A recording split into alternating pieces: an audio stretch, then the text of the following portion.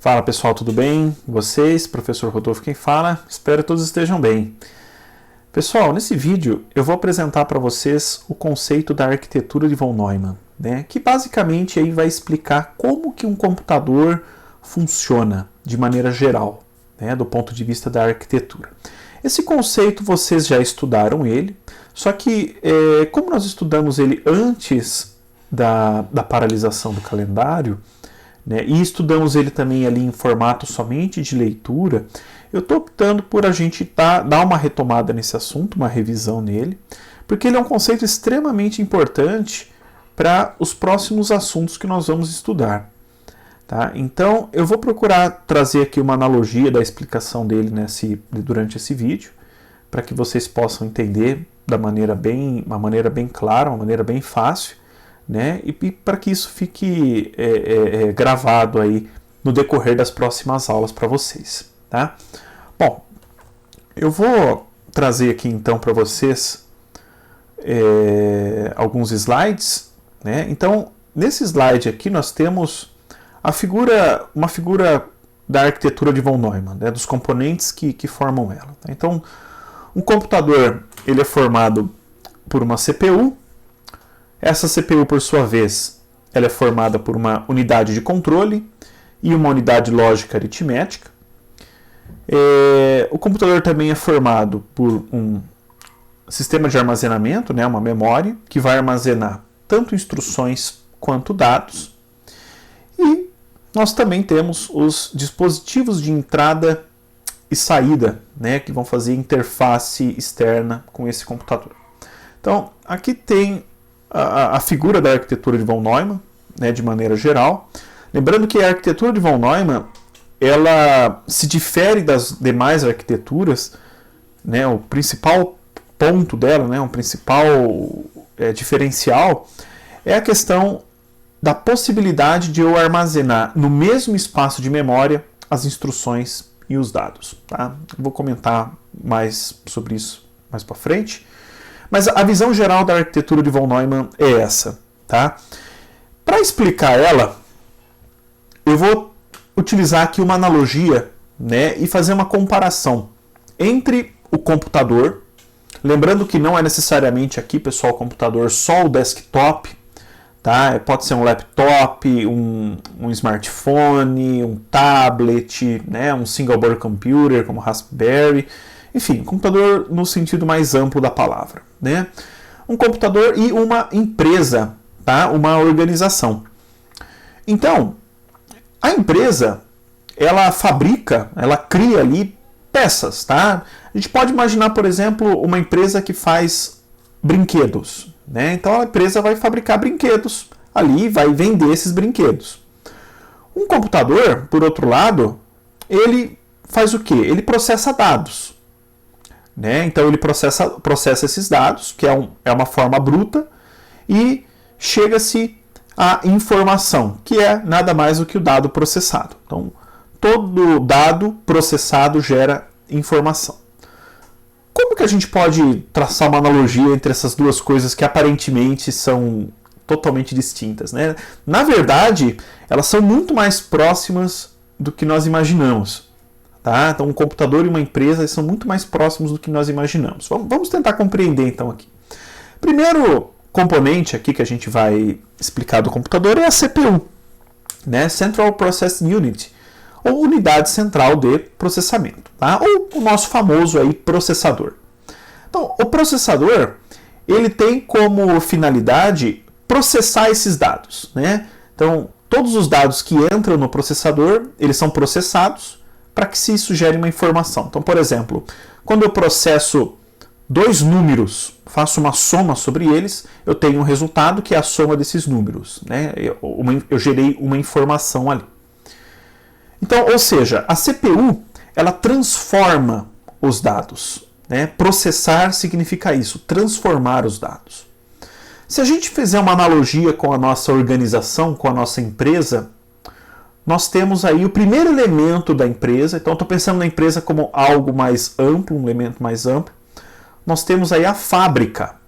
A fábrica. Então, dentro de uma empresa, eu tenho a fábrica, né?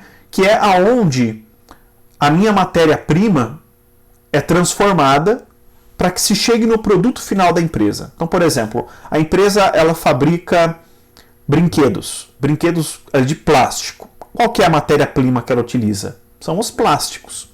O plástico. Então, esse plástico ele é processado dentro da fábrica e se chega no resultado final, que são os brinquedos. Bom, vamos detalhar aqui um pouquinho mais, então. A CPU, então, ela é formada basicamente por dois principais componentes. Na verdade, eles não são componentes, nós podemos dizer que eles são mais áreas dentro da CPU. São duas áreas específicas. A primeira é a ULA, né, que é a Unidade Lógica e Aritmética. A ULA, a responsabilidade dela é realizar, como o nome dela sugere, cálculos. Tá? Então, toda a adição, subtração, multiplicação, divisão, comparação lógica a nível de bit, fazer uma comparação AND, OR, NOT, ou SHOR, por exemplo, tudo isso é realizado pela ULA. É onde os dados efetivamente são processados, a ULA. E nós temos um outro componente dentro da CPU chamado UC, né? A unidade de controle, que, diga-se de passagem, é o componente mais complexo do computador, não só da CPU, mas como do computador. Qual que é a responsabilidade da UC? O C ela vai gerenciar os dados que precisam ser processados na ULA e os dados que acabaram de ser processados nela. Então é ela que vai ali administrar e indicar para a ULA o que ela precisa ser feita, o que precisa ser feito. É ela que vai compreender ali o que precisa ser feito com os dados e processar esses dados. Né? Bom, fazendo uma analogia então com a nossa empresa, a nossa organização. Então a fábrica, aqui eu decompus essa fábrica em dois elementos. O primeiro elemento é o maquinário da fábrica, né? São as máquinas efetivamente ali, né? Que é o que vai transformar o plástico, por exemplo, no brinquedo. Tá? Então a fábrica ela é composta por essas máquinas. E além dessas máquinas, obviamente, a fábrica ela é composta ali por uma equipe humana, né, funcionários, que vão administrar essas máquinas, que vão pegar esses plásticos, gerar os brinquedos, pegar os brinquedos, né, analisar se isso foi processado corretamente ou não, se isso foi gerado o brinquedo corretamente ou não. Né? Ou seja, é uma equipe que vai administrar essas máquinas, essa fábrica. Então, nessa analogia, as máquinas seria a minha unidade lógica aritmética e essa equipe de funcionários, essa equipe administrativa da fábrica seria a minha unidade de controle. Tá? Bom, vamos prosseguir então aqui com a analogia. Né? O que vai ser processado dentro da CPU de fato? São os meus dados. Né? São os meus dados. Só que eu preciso saber o que eu preciso fazer com esses dados. Eu vou fazer uma soma, eu vou fazer uma subtração, eu vou fazer uma movimentação de um dado de um local para o outro dentro do computador, né? Fazer uma cópia desses dados. Então, o que eu preciso fazer com esses dados? Então, para isso, né, em um sistema computacional, nós temos o que nós chamamos de instruções. As instruções nada mais são do que ordens que eu, como programador, passo para o hardware para que ele funcione. Tá? Então, as instruções elas indicam ali para o hardware o que eles têm que fazer exatamente com os dados. Se a gente fizer olhar aqui a nossa analogia, né, a equipe aqui que administra a fábrica, né, essa equipe aqui que cuida aqui, né, que aciona o maquinário, tudo, eles precisam de duas coisas básicas ali para fazer os brinquedos. Eles primeiro precisam do quê? Do material bruto, ou seja, do plástico, obviamente, né, do plástico, do material para gerar os brinquedos. E eles precisam também do quê? Da ordem de produção. Então, bom, nesse momento eu preciso fazer uma boneca. Nesse momento eu preciso fazer um carrinho. Tá? Nesse momento eu vou fazer um aviãozinho. Então são as ordens de produção. Então essa equipe logística pega a ordem de produção, pega ali o material bruto e processa, né, produz ali o que está sendo pedido. É a mesma coisa com a nossa CPU. Né? Eu tenho ali os dados que estão entrando, mas junto com esses dados eu tenho as instruções que vão indicar para a CPU, né, como que esses dados vão ser manipulados. E quem analisa essas instruções, quem observa elas e interpreta elas, né, é justamente a unidade de controle da CPU. Né? Da mesma forma como lá na fábrica, quem faz essa análise são os funcionários, né, e a equipe logística. Vamos prosseguir aqui então. Bom, essas instruções e esses dados que a CPU manipula, né, eles não vêm do nada, eles não surgem do nada. Ou seja, eles não estão na CPU por si só. Né? Eles têm que ficar em um local prévio, esperando o momento de ser processado. Esse local prévio é o que eu chamo de memória principal. Então, a memória do computador, o que ela vai fazer? Ela vai armazenar ali os dados e as instruções que vão ser processados. Da mesma forma, a nossa analogia com a fábrica, né, as ordens de serviço e a matéria-prima, elas não ficam ali na fábrica. Elas vão ficar em um estoque. Né? E sempre que for necessário ele produzir um novo equipamento, né, um funcionário ele vai até aquele estoque, pega a ordem de serviço, pega a matéria-prima e leva para a fábrica. Então, desse ponto de vista, a memória principal é como se ela fosse um grande estoque de instruções e dados que a CPU precisa manipular. Né? É o estoque do computador ali. Se a memória principal está vazia, não tem nada na memória principal, então não tem nada para a CPU fazer. Né? Da mesma forma que lá na fábrica, se o estoque ali, você não tem matéria-prima, você não tem ordem de serviço, a fábrica para. Tá? Então essa é a ideia da memória principal no computador. E, obviamente, pessoal, essa memória principal é o que nós chamamos aí de memória RAM, né, no dia a dia. Então, só que memória principal é um termo a nível de arquitetura. Eu não estou especificando a tecnologia que vai implementar esse sistema de armazenamento. Né? Pode ser que isso seja realizado com N tecnologias. Por exemplo, no passado, né, usava-se o núcleo magnético, ferrites de núcleo magnético, para armazenar, para implementar a memória principal. Atualmente se usa memória semicondutora. Né? A tecnologia mudou, mas o conceito da memória principal permanece igual. E outro detalhe, quando a fábrica termina de produzir ali os brinquedos, esses brinquedos vão ficar armazenados dentro da fábrica? Não. Então, na hora que eu termino de fabricar esses produtos, né, os brinquedos, eles voltam para o estoque. Tá? Então, ali no estoque, eu tenho como se eu tivesse duas grandes áreas, né, na questão da fábrica.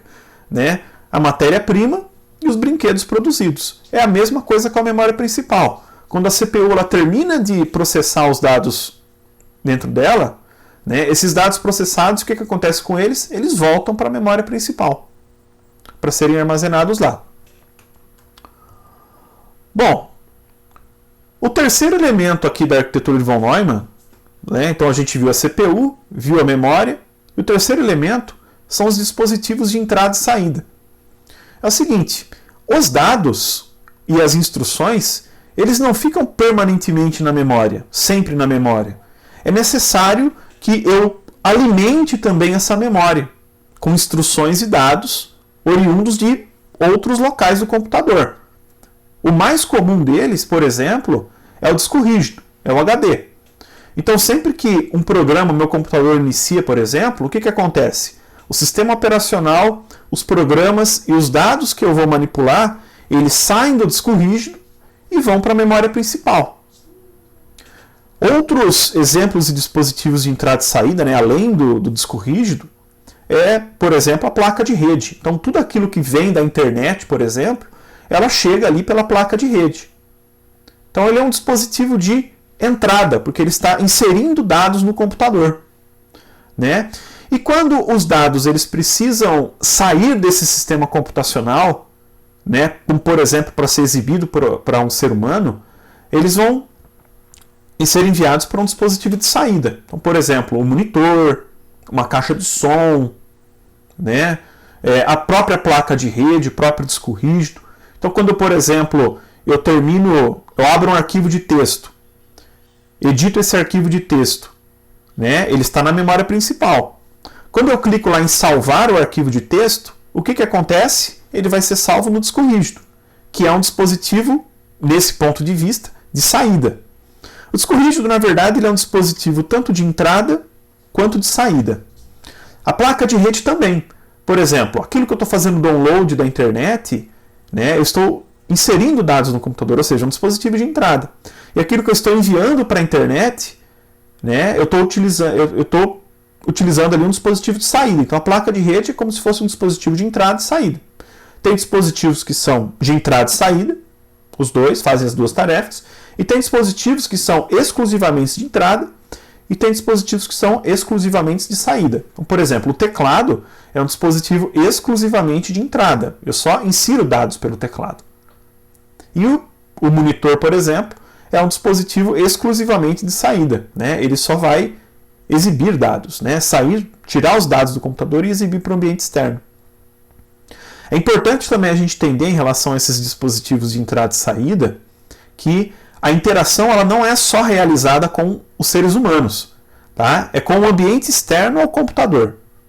Então, o que isso quer dizer, por exemplo? A placa de rede. Quando você está enviando dados para a internet, você não está enviando dados para um ser humano, você está enviando dados para um outro equipamento computacional. Por exemplo, um switch, um roteador. Então, não é necessariamente entrada e saída com interação com o ser humano, e sim com o ambiente externo ao computador. Bom, indo para a nossa analogia com a fábrica, né? Na fábrica, pessoal, o estoque da fábrica ele não se alimenta por si só. Né? A fábrica ali ela tem um estoque talvez para alguns dias, algumas semanas, quiçá alguns meses o estoque da fábrica, mas ela precisa de matéria-prima, né, e de ordens de serviço externa, de clientes externos, de matéria-prima que venha de outros lugares, né, de outros países talvez. Então, sempre que eu quero inserir algum dado, inserir o termo é bom, né? Sempre que eu quero trazer a matéria-prima para dentro da minha empresa, né, para o meu estoque, eu tenho que utilizar ali, por exemplo, um fornecedor, chamar um fornecedor para que ele possa fornecer ali, né, a matéria-prima. E, por exemplo, quando o produto está pronto, né, ele pode ir ali para o estoque, voltar para o estoque temporariamente, mas a ideia é que ele seja vendido em lojas, né? Pode ser uma loja da própria empresa, ou pode ser uma loja externa, mas a questão é que ele vai sair ali daquela empresa. Ele vai ser vendido externamente. Então, tanto a venda quanto fornecedores ali da empresa são os meus dispositivos de entrada e saída do computador, da empresa, né? De forma similar ao computador. Tá? Então percebam que uma organização e um computador eles têm ali muito em comum. Tá? E se a gente compreender essa analogia, entender essa analogia bem da questão da empresa, a gente consegue compreender como que o computador funciona. Bom, então aqui voltando para a figura da arquitetura de von Neumann. A CPU, nós temos a CPU, ela conceitualmente ela é dividida em dois componentes principais. A unidade de controle, que vai administrar os dados e as instruções que devem ser processados, né, que vai buscar essas instruções, que vai compreender o que essas instruções fazem, né, e efetivamente acionar a área da CPU que vai processar elas. Né. É a unidade, novamente, a unidade mais complexa do computador. E a unidade lógica aritmética, que vai efetivamente processar os dados. Né. Esses dados e essas instruções, elas são armazenadas em um espaço de memória, chamada memória principal.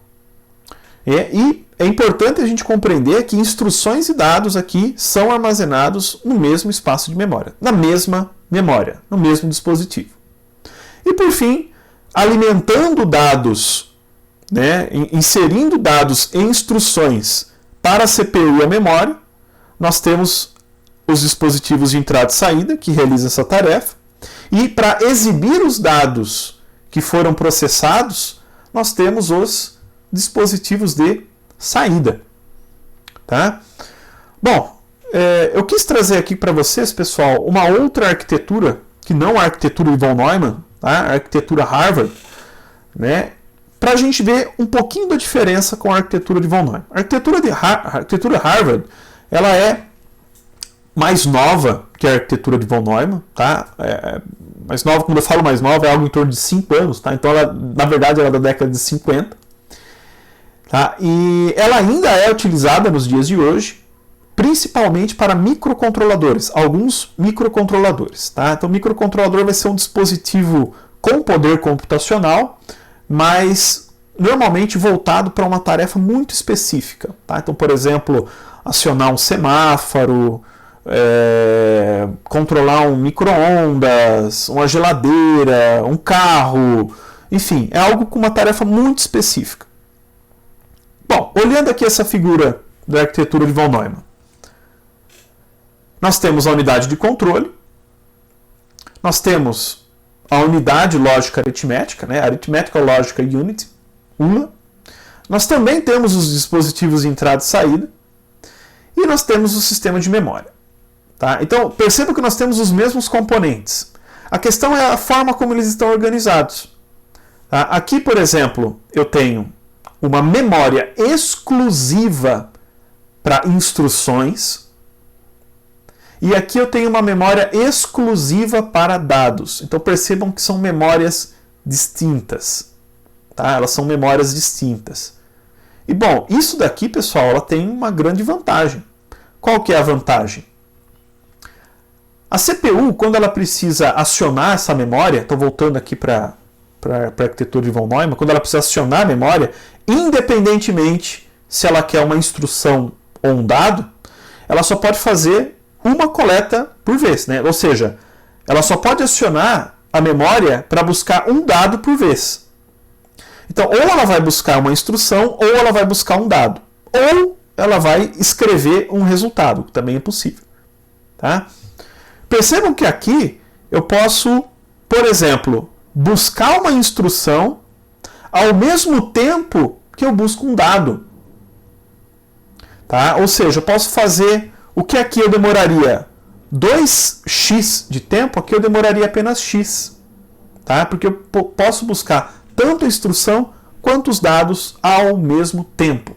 Ao mesmo tempo. Tá? Então, para a questão de desempenho, a arquitetura de Harvard talvez ela seja superior à arquitetura de von Neumann. A grande questão dela, o grande problema, é que eu tenho aqui 2 bancos de memória, né? Enquanto aqui eu tenho apenas um. Então, se eu estou falando aqui de muita memória para instrução e muita memória para dados, esse sistema computacional aqui ele tende ao quê? A se encarecer. Ele tende a ser um pouco mais caro do que esse sistema aqui. Por isso que a arquitetura Harvard ela é interessante para quando eu uso pouca memória para instrução e pouca memória para dados, que é justamente o caso dos microcontroladores. Então, por exemplo, o seu micro-ondas ele não tem a mesma quantidade de memória que o seu computador tem. Tá? Ele vai ter bem menos memória. Um semáforo também não precisa de muita memória. Então, o custo se justifica aqui. Bom, então eu só quis trazer aqui uma outra arquitetura, tá, para mostrar para vocês a diferença. Bom, olhando então tudo que a gente entendeu aqui, né, dessa analogia da arquitetura de von Neumann, então a gente vai traçar aqui então o paralelo com o ciclo de instruções, né, o ciclo de instrução, que é, vamos dizer assim, o ciclo de vida da instrução. Como que essa instrução ela é processada na CPU. Tá? Então, o primeiro passo aqui, então vou escrever aqui o primeiro passo é a busca da instrução.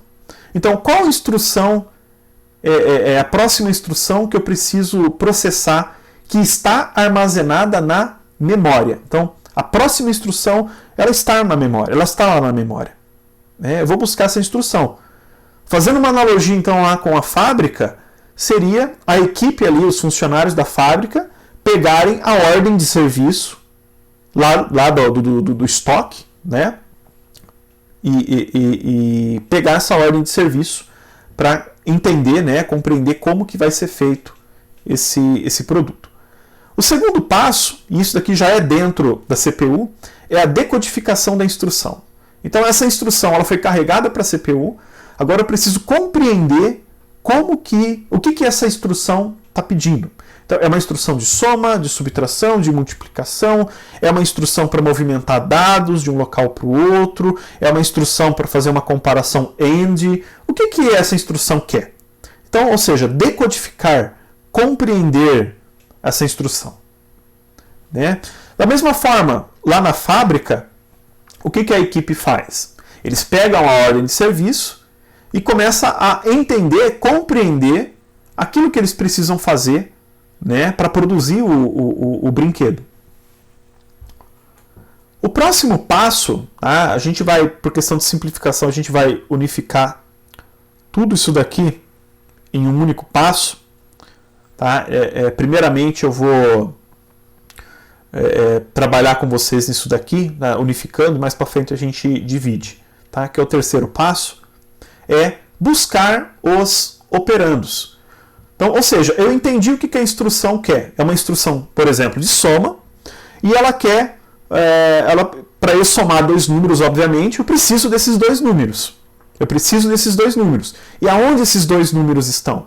Estão na memória principal. Então, eu preciso ir lá na memória principal e coletar esses números para processar eles, para somar eles.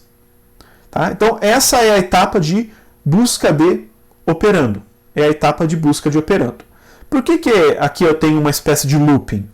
Porque eu posso ter mais de um operando. Né? Então, por exemplo, uma soma é para somar dois números. Né? Então, eu preciso fazer isso duas vezes. Né? Buscar esses operandos duas vezes. Fazendo analogia lá com a nossa indústria, a nossa empresa. Os funcionários compreenderam, eu preciso fazer um caminhãozinho. Para fazer o caminhãozinho, o que eu preciso? Bom, eu preciso do plástico tipo X e eu preciso do plástico tipo Y. Então eles vão lá no estoque e pegam o plástico tipo X e pegam o plástico tipo Y. Pegam lá dois tipos de plástico, né, para fazer o caminhãozinho. O quarto passo é a execução da operação. Então, eu entendi o que essa instrução quer, eu tenho ali os operandos, agora eu vou acionar a unidade lógica aritmética para processar esses dados de fato. Né? Fazendo analogia com a nossa indústria, o que seria isso? Os funcionários pegam ali os plásticos, insere nas máquinas, né, configura essas máquinas da maneira correta, e aí a máquina vai começar a produzir o produto, né, o caminhãozinho. E depois, novamente aqui, esse passo, eu vou unificar ele em um único passo. Tá? Então, aqui é o passo 5. Eu vou armazenar o resultado. Então, ou seja, somei os dois números. Eu vou pegar o resultado dessa soma e vou armazenar isso na memória principal. Então, vou levar o resultado lá para a memória principal novamente. Né? Analogia com a nossa indústria. Tá? O caminhãozinho está pronto, eu vou tirar ele da fábrica e levar ele para o estoque. E depois, eu volto todo o caminho, né, para buscar a instrução novamente. Tá? Então, esse passo aqui, né, ó, é um passo unificado também. Então, são 5 passos. Tá? Esse é o ciclo de instrução clássico, tá? Com 5 passos.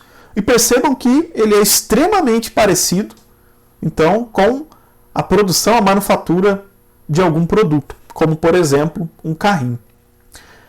Bom, pessoal, é isso. Espero que tenha ficado claro. Qualquer dúvida, obviamente, estou à disposição de vocês aí, seja no horário de atendimento ou seja por e-mail. Bons estudos, fiquem com Deus e até a próxima.